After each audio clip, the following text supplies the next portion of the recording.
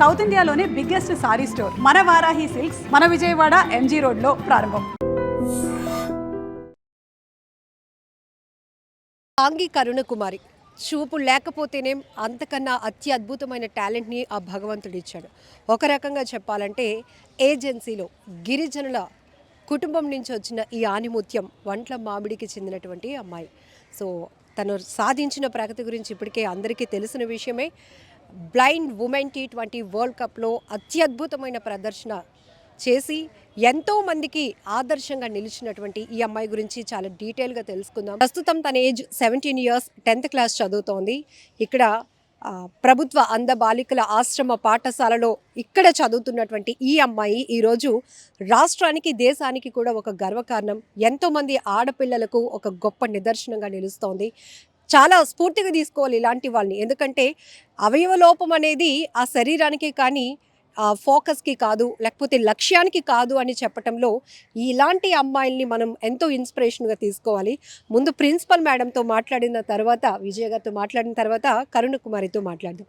నమస్తే madam, really great అండి. ఇది గొప్ప అచీవ్మెంట్. ఎందుకంటే సాధారణంగా ప్రతి ఒక్కరూ తమ లక్ష్యాన్ని ఛేదించే క్రమంలో ఎన్నో ఆటుపోట్లు ఎదుర్కొంటారు. బట్ తన పుట్టుకతోనే ఒక లోపం ఉన్నా అది లోపం కాదు అని చెప్పటంలో ఈ అమ్మాయి అత్యద్భుతమైనటువంటి విజయాన్ని అందుకుంది. ఏం చెప్తారు మేడం?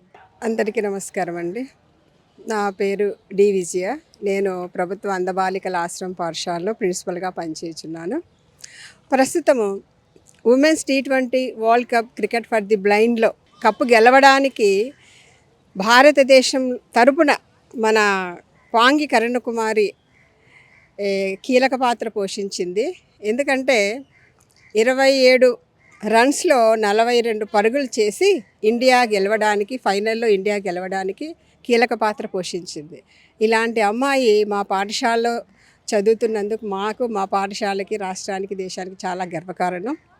ఈ అమ్మాయి మా స్కూల్లో 8th క్లాస్లో జాయిన్ అయింది. 2023లో జాయిన్ అయింది.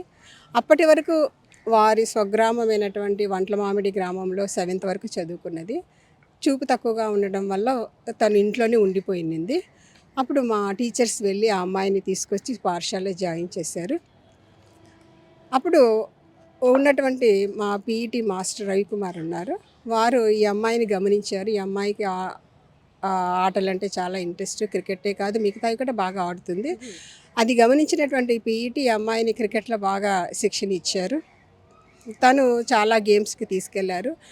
డిసెంబర్ 2023లో మొదటిసారిగా తను హైదరాబాద్లో సెలక్షన్స్కి వెళ్ళింది, నేషనల్ సెలక్షన్స్కి వెళ్ళింది. అక్కడ తను సెలెక్ట్ అయ్యింది క్రికెట్కి.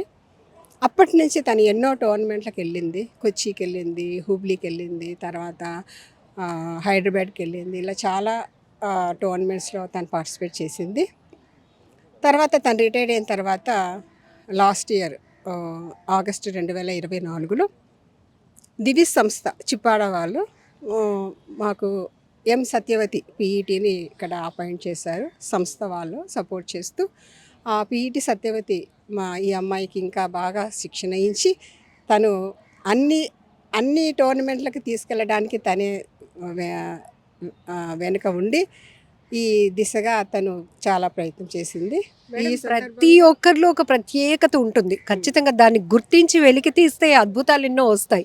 సో తినలో స్పెషాలిటీస్, ఇప్పుడు ఇంతమంది చిల్డ్రన్స్ ఇక్కడ ఉన్నారు, ప్రతి ఒక్కరిని చూస్తుంటారు, ప్రతి ఒక్కరిలో ఒక్కొక్క రకమైన స్పెషాలిటీ ఉంటుంది. బట్ తినలో మీరు నోటీస్ చేసిన క్వాలిటీస్? ఈ అమ్మాయి చాలా కామ్ అండి, చాలా ఒబిడియంట్. అసలు ఎంత పంక్చువాలిటీగా ఉంటుందంటే అంత మాట్లాడదు, కానీ వాళ్ళతోనే తన మాటలను బయటికి తీస్తుంది, చెప్పేస్తుంది. అంత మంచి అమ్మాయి. చాలా సంతోషము ఈ విధంగా మన రాష్ట్రానికి, దేశానికి పేరు తేవడం అనేది. ఈ పాఠశాల నుంచి ఎంతోమంది విద్యార్థులు జాతీయ స్థాయిలో పోటీ చేయడం జరిగింది. కానీ కరుణ మాత్రం మా పాఠశాలని అంతర్జాతీయ వేదిక మీదకి గర్వపడేలా తీసుకెళ్ళిందని చాలా సంతోషంగా ఉంది. చిన్న అమ్మాయి. ఈ అమ్మాయికి ఇంకా భవిష్యత్తులో ఎన్నో విజయాలు సాధించి అదేవిధంగా తను మంచి పొజిషన్లోకి రావాలని కోరుకుంటున్నాను. దేశానికి రాష్ట్రానికి మంచి పేరు తేవాలని కోరుకుంటున్నాను. మ్యామ్ ఇప్పుడు ఇదే స్కూల్లో ఎంతో మంది చదువుకొని ఉన్నతమైన స్థానాల్లో ఉన్నారు. ఈరోజు కరుణ కుమారిని అప్రిషియేట్ చేయడానికి కూడా మంచి మంచి పొజిషన్స్లో సెట్ అయిన వాళ్ళు కూడా వస్తున్నారు మళ్ళీ. ఇదెలా అనిపిస్తుంది అసలు? నిన్న మేము రిసీవ్ చేసుకున్నాక మేము గ్రాండ్ వెల్కమ్ ఇచ్చాం మా పాఠశాలకు వచ్చినప్పుడు. మా పిల్లలకంతా కూడా నేను చెప్పాను, కరుణ కూడా చెప్పాను, ఈ పాఠశాలలో మీరు ఈ పొజిషన్కి వచ్చారమ్మా, ఈ పాఠశాల నుంచి మీరు బయటికి వెళ్ళిన తర్వాత ఏ పొజిషన్లో ఉన్నా కూడా మీరు ఈ పాఠశాలని మర్చిపోవద్దు. ఎందుకంటే ఈ పాఠశాల నుంచి మీకు ఇంత పేరు వస్తుంది కాబట్టి ఫ్యూచర్లో మీరు ఏ పొజిషన్లో ఉన్నా కూడా వచ్చి పాఠశాలకి పిల్లల్ని అందరినీ కూడా ఒకసారి విష్ చేసి వెళ్ళండి అని నిన్ననే నేను చెప్పాను. అది ఈరోజు రాణి గారు ప్రూవ్ చేశారు. చాలా సంతోషంగా ఉంది. రాణి గారు ప్రెసెంట్ ఏం చేస్తున్నారు? జాయింట్ కమిషనర్ అండి, లేబర్. సో కరుణ కుమారి, ఎలా అనిపిస్తోంది? సక్సెస్ని ఎలా ఎంజాయ్ చేస్తున్నావమ్మా? మనసులో ఎంత రియల్గా నువ్వు చాలా మందికి ఇన్స్పిరేషన్, చాలా గర్వంగా ఉంది నిన్ను చూస్తుంటే, నీ టాలెంట్ వింటుంటే కనుక. ఏం చెప్తావు తల్లి? ముందే మేడం హింట్ ఇచ్చారు నువ్వు చాలా తక్కువ మాట్లాడతావని. ఏమనిపిస్తోంది? నాకు గెలిచినందుకు చాలా ఆనందంగా ఉంది. ఎలా వచ్చింది నీకు ఇంట్రెస్ట్ క్రికెట్ ఆడాలని? నాకు చిన్నప్పటి నుంచి క్రికెట్ ఆడాలని ఇంట్రెస్ట్ మ్యామ్. కానీ నాకు చూపు కనిపించక మా చెల్లి వాళ్ళు ఆడుతున్నప్పుడు ఆడలేకపోయేదాన్ని. సో ఏంటి నీకు సెన్స్? భగవంతుడు ఒక గొప్ప టాలెంట్ ఇచ్చాడు, గొప్ప వరమే అని చెప్పాలి. ఎందుకంటే చూపు లేకపోతే మనం ఏమీ చేయలేము అనుకున్న స్థాయి నుంచి వరల్డ్ కప్లో మన సక్సెస్ని చూపించవచ్చు అనే స్థాయిలో ఉన్నావు నువ్వు ఇప్పుడు. సో ఎట్లా ఆ బాల్ని నువ్వు సెన్స్ ఎట్లా ఫీల్ అవుతావు తల్లి? సౌండ్ వచ్చే పెట్టి కొడతాను మ్యామ్. ఫస్ట్ భయం వేసిందా వరల్డ్ కప్లోకి వెళ్ళటం అంటే? ఆ టీం చాలా మంది ఉంటారు కదా, అట్లాంటి ఏమనిపించింది? చాలా భయం అనిపించింది మ్యామ్. వెళ్ళడానికి కూడా నాకు ధైర్యం లేదు మ్యామ్. ఆటోమేటిక్గా ధైర్యం వచ్చేస్తుందా? అలా మెల్లమెల్లగా వచ్చింది. అమ్మా నాన్న గురించి ఏం చెప్తావు? అసలు వాళ్ళు చాలా అమాయకంగా ఉన్నారు నీకన్నా. ఎందుకంటే మొత్తం ఎంతమంది మీరు? మేము నలుగురు మ్యామ్. నువ్వు? నేను రెండో దాన్ని, ఫస్ట్ మా అన్నయ్య, తర్వాత నేను, నా తర్వాత ఇద్దరు చెల్లెళ్ళు. ఓకే.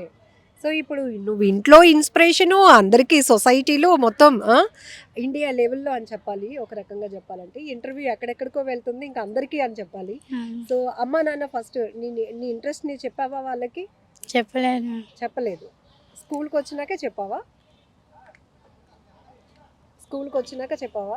లేదు, అంటే నేను క్రికెట్ ఆడుతున్నానని మా అమ్మ వాళ్ళకి తెలియదు, నేను మా అమ్మ వాళ్ళకి చెప్పలేదు మ్యామ్. ఓకే. సో మీ నాన్నగారితో మాట్లాడినప్పుడు అమ్మో ఎదుగొచ్చిన పాప, అది కూడా చూపు లేదు, మా అమ్మాయిని ఇంకో దగ్గరికి నేను ఎలా పంపించగలను అని డౌట్ పడ్డారట. బట్ నీకు ఆ భయం లేదు? లేదు, అంటే మా నాన్న కూడా సరే ఆడపిల్లవు కదా అంత దూరం ఎలాగ వెళ్తావు అని మా నాన్న కూడా ఒప్పుకోలేదు మ్యామ్. ప్రైమ్ మినిస్టర్ గారిని కలిసి వచ్చారా? కలిసి వచ్చి ఏమన్నారు చెప్పు, పర్వాలేదు. ఏమన్నారు? అది గొప్ప అవకాశం, మాకు అలాంటి అవకాశం రాదు మోడీ గారి దగ్గరికి వెళ్ళటానికి. నీకేమనిపించింది తల్లి? ఏం మాట్లాడారు మీతో? Sweet తినిపించారు ma'am. సేమ్ నాన్న ఎలా మాట్లాడతారు అలాగే మాట్లాడారు మ్యామ్. ఒక నాన్నలాగా మాట్లాడారు ప్రైమ్ మినిస్టర్ గారు మీతో. అంటే మీరు అందరితో తక్కువ కాదని చెప్పారు మ్యామ్. గ్రేట్ అనిపించిందా మీకు? అవును మ్యామ్. ఓకే. పెద్దయినాక ఏమవ్వాలనుకుంటున్నావు? పెద్ద అయ్యాక పీటీ టీచర్ అవుదాం అనుకున్నా. అవునా? ఓకే.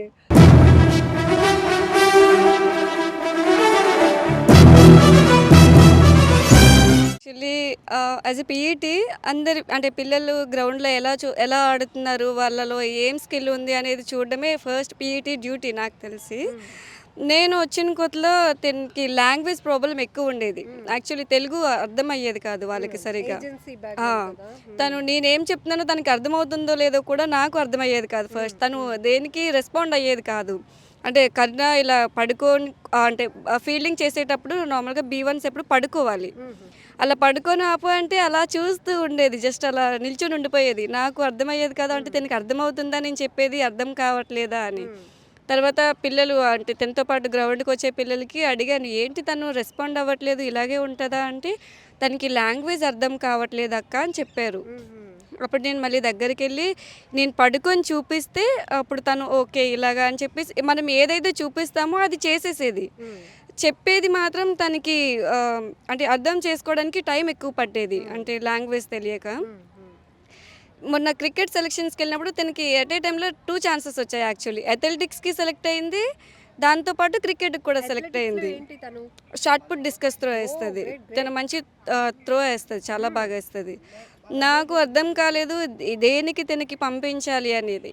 వాళ్ళ పేరెంట్స్ ఏమన్నారంటే మీరు వెళ్ళకుండా అయితే తనకు పంపిస్తే మేము ఒప్పుకోము అని చెప్పారు. నేను క్రికెట్ ఆడేటప్పుడే తనకు చెప్పాను, మీ పేరెంట్స్ పర్మిషన్ తీసుకో, వాళ్ళు ఒప్పుకుంటేనే మేము తీసుకెళ్ళాలి అని. స్కూల్లో ఎంత సపోర్ట్ చేసినా యాజ్ ఎ టైం వాళ్ళ పేరెంట్స్ కూడా అంతే సపోర్ట్ చేయాలి, అంటే వాళ్ళు ఒప్పుకుంటేనే మేము తీసుకెళ్ళగలం.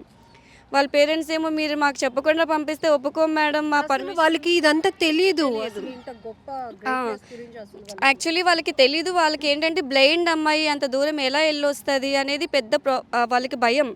దానికి తోడు తనకి లాంగ్వేజ్ రాదు, అంటే అక్కడ ఉండే వాళ్ళందరూ హిందీ ఇంగ్లీషే మాట్లాడతారు మోస్ట్లీ. తెలుగు వాళ్ళు చాలా తక్కువ. ఒక కెప్టెన్ అనే అమ్మాయికి తెలుగు వచ్చు, తను ఆంధ్ర అమ్మాయి కాబట్టి. తనకి వీళ్ళ పేరెంట్స్కి నువ్వు వెళ్తేనే తీసుకెళ్ళు లేకపోతే వద్దు అని చెప్పారు. అంత దూరం మనం అన్ని రోజులు అక్కడ స్టే చేయాలంటే అవ్వదు. అందుకని నేను వాళ్ళకి చెప్పాను, అయినా వాళ్ళు వినలేదు. తర్వాత అజయ్ సార్ క్రికెట్ కోచ్ మాకు ఏపీకి, సార్కి కాల్ చేసి సార్ ఇలా ఒప్పుకోవట్లేదు వాళ్ళ పేరెంట్స్ అని చెప్తే, సార్ నేను మాట్లాడతానులే అని చెప్పేసి చెప్పారు నాతో. మళ్ళీ వాళ్ళ పేరెంట్స్కి కాన్ఫిడెన్స్ కాల్ కలిపి సార్ మాట్లాడి, సార్ అంతా నేను చూసుకుంటాను, నేను కూడా తనతో పాటు వెళ్తాను అని హామీ ఇస్తే అప్పుడు ఓకే అని చెప్పేసి పంపించారు. నాకు ఫస్ట్ అథ్లెటిక్స్ పంపించాలా క్రికెట్కి పంపించాలా అనేది రెండిట్లో తను పవర్ఫుల్గా యాక్చువల్లీ నేనేమనుకున్నానంటే అథ్లెటిక్స్ పంపిద్దాంలే, అథ్లెటిక్స్ అయితే కొంచెం మేము కూడా వెళ్ళొచ్చు. 7 మీటర్స్ వేస్తుంది నార్మల్. ఇప్పుడు మా దగ్గర ఉన్న పిల్లలందరిలో తినే హైయెస్ట్ వేస్తుంది. అక్కడ సెలెక్షన్స్లో కూడా అక్కడ చెప్పారు తనకి మంచి ఫ్యూచర్ ఉంటుంది, అథ్లెటిక్స్కి తీసుకురామ్మా ఆపేవద్దు అని చెప్పారు. రెండు ఒకేసారి వచ్చేసరికి నాకు అర్థం కాలేదు. అప్పుడు నేనేమనుకున్నాను అంటే ఏది ముందు వస్తే దానికి ఫస్ట్ పంపిద్దాము, తర్వాత చూద్దాము అని చెప్పి అజయ్ సార్కి చెప్తే క్రికెట్కి పంపిద్దామమ్మా ఫ్యూచర్ ఉంటుంది అని చెప్పేసి అన్నారు.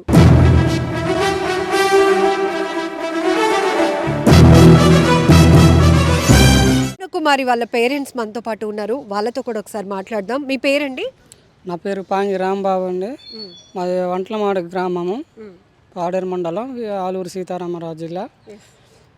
మా పాపని మరి ఈ స్కూల్కి జాయిన్ చేయడం కూడా నేను అంత బేగా ఇష్టపడలేదు. ఎందుకంటే మరి చాలా లాంగ్ ఏరియా కదా, పాప పరిస్థితి బాగలేదు అనేసి నేను జాయిన్ చేసుకోలేను. అక్కడ సడన్గా పాప పరిస్థితి ఇలాగైంది, మీరు అర్జెంటుగా రావాలి పేరెంట్స్ అని నాకు ఫోన్ చేసిన తర్వాత మా చేతుల్లో డబ్బులు ఉండవచ్చు ఉండకపోవచ్చు, అలాంటప్పుడు మేము వెళ్ళలేము కదా అనేసి నేను జాయిన్ చేసుకోవడం చాలా కష్టము, అంత దూరం అనేసి అన్నాను.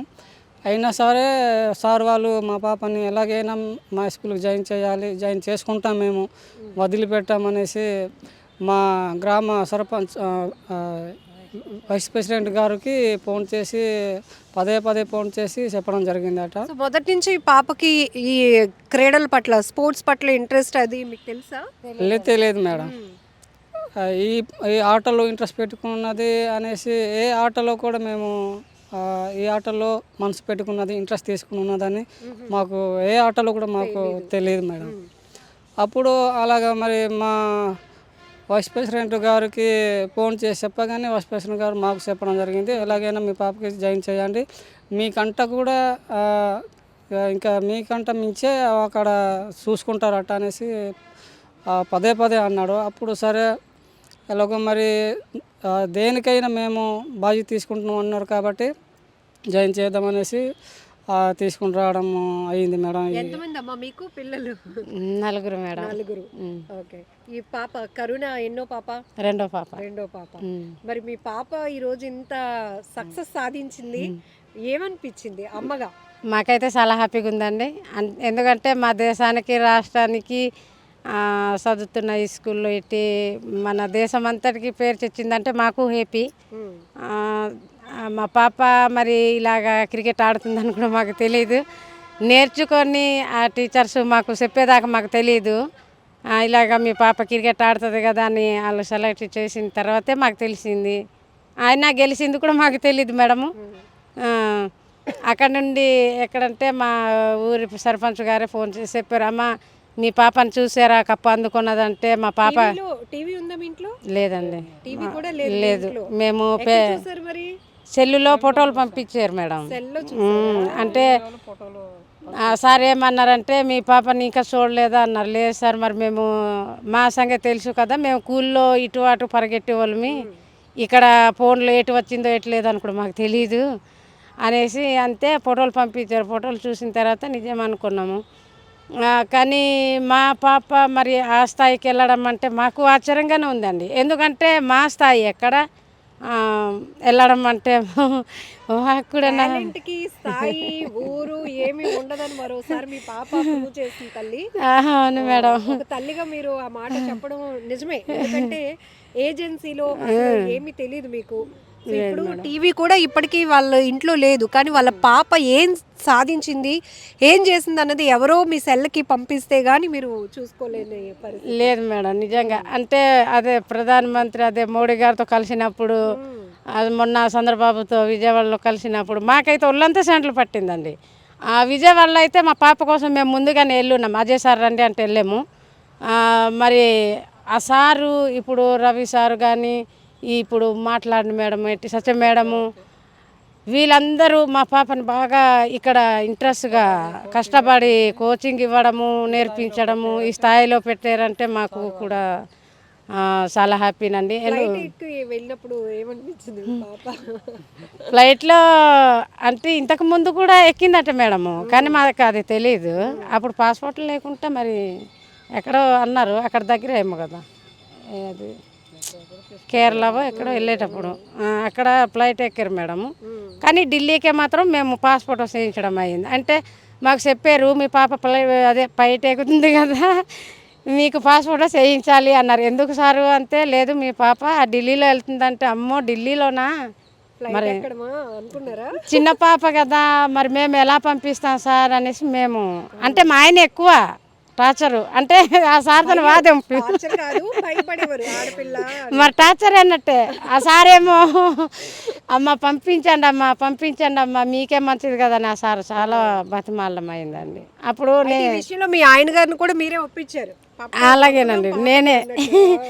అప్పుడు నేనేమో సరేలండి మరి వెళ్ళని, మరి ఎలాగ కోచింగ్ మేడం వెళ్తుంది కదా, వాళ్ళు బాగానే చూసుకుంటున్నారు కాబట్టి, ఆవిడ ఉంది కాబట్టి మాకు దిగులేమీ లేదు.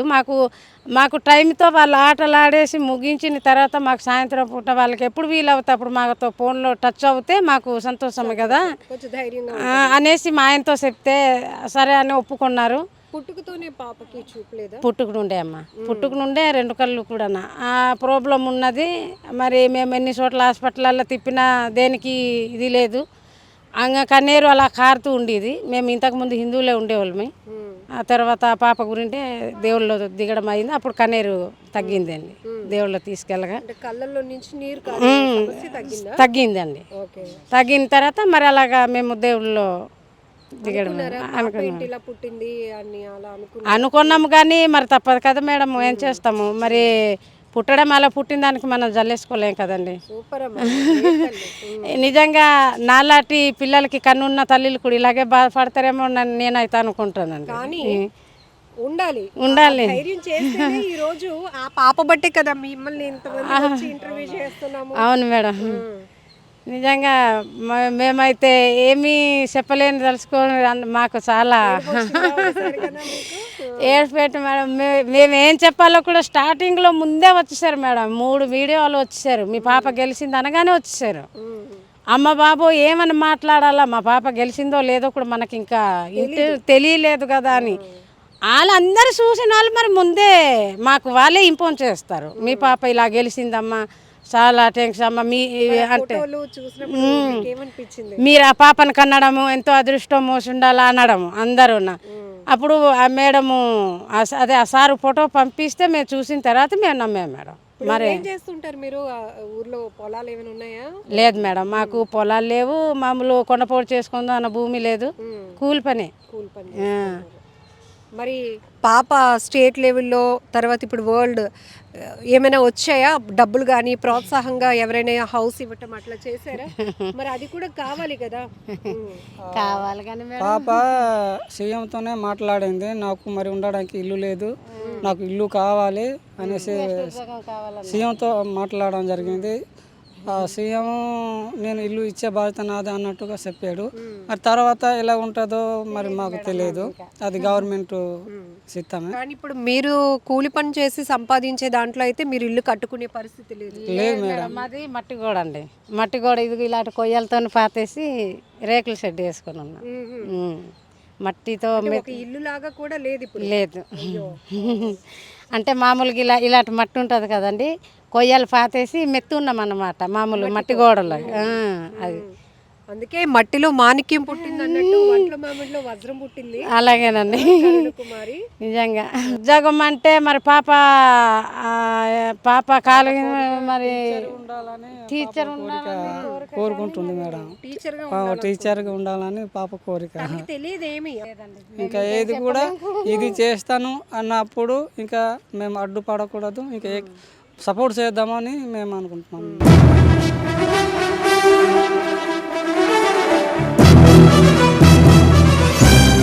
అందుకే ఇప్పుడు కరుణ్ కుమార్ని మనం మాట్లాడించి నువ్వు నెక్స్ట్ స్టెప్ ఏం చేద్దాం అనుకుంటున్నావు అంటే, ఫ్యూచర్లో నేను ఇలా టీచర్ అవుదాం అనుకుంటున్నాను, పీఈటీ టీచర్ అంటున్నారు. అంటే ఈమె కనెక్టింగ్, ఈమె ఎమోషన్, ఈమె లవ్ ఎంత షేర్ చేస్తున్నారో, ఎంతగా తను ఎంకరేజ్ చేస్తున్నారో మనకు అర్థమవుతుంది. అయితే ఇక్కడ మనం కూడా ఒక నాలెడ్జ్గా వీడియో చేద్దాం. సో ఇది కూడా ఇక్కడ ఈమె కూడా చదువుకున్నారు, కానీ ఇప్పుడు చూడగలుగుతున్నారు. సో B1, B2, B3 ఇలా 3 కేటగిరీస్లో కూడా ఈ బ్లైండ్ క్రికెట్లో, అథ్లెటిక్స్లో కూడా ఆడొచ్చు మేడం అని మేడం చెప్తున్నారు. అసలు ఏంటి డీటెయిల్గా తెలుసుకుందాం. సత్యవతి గారు రియల్లీ గ్రేట్ మేడం, ఎందుకంటే ఆ అమ్మాయికి మీరు ఇన్స్పిరేషన్గా ఉన్నారు. సో అది ఎట్లా అనిపించింది తను? అసలు ఒకటి చెప్పండి, జనరల్గా క్రీడల్లో ఉండే వాళ్ళకి ఇప్పుడు బ్లైండ్ ఈ కేటగిరీలో వీళ్ళు ఎట్లా సెన్స్ చేయగలుగుతారు? బ్లైండ్ క్రికెట్ అనేసరికి 3 కేటగిరీస్ ఉంటాయి. ఫస్ట్ దాంట్లో B1 అంటే టోటలీ బ్లైండ్, అసలు వాళ్ళకి ఏం కనిపించదు. ఒకవేళ కనిపించినా ఎంతో కొంత వాళ్ళకి బ్లైండ్ ఫోల్ అనేది పెట్టేస్తారు, అది బ్లాక్ కలర్ ఫుల్ ఇచ్చేసి ఉంటుంది. దానివల్ల ఏంటంటే ఒకవేళ ఎంతో కొంత నీడ కనిపించే వాళ్ళకి కూడా అసలు కనిపించదు. B2 అనేసరికి 75%, అంటే ఒక 25% కనిపిస్తుంది, కొంచెం ఒక 5 to 6 feet అనుకోవచ్చు. B3 అనేసరికి 40%, అంటే 40 to 50% కనిపిస్తుంది, 50% కనిపించదు. ఇది 3 కేటగిరీస్ ఉంటాయి. దీంట్లో కరుణ ఆడేది టోటలీ బ్లైండ్, అంటే B1 కేటగిరీ. బ్లైండ్ క్రికెట్లో 3 కేటగిరీస్లో B1 అనేది 4 members ఉండాలి ఖచ్చితంగా ప్లేయింగ్ 11లో. B2, B3 అనేది 4/3, అంటే 4 B3 4 ఉండొచ్చు, B2 3 ఉండొచ్చు. అది డిపెండ్స్ ఆన్ టీమ్, అంటే వాళ్ళ 4 members B3 ఆడొచ్చు, కానీ 4 members కంటే ఎక్కువ ఆడకూడదు B3 కేటగిరీ వాళ్ళు.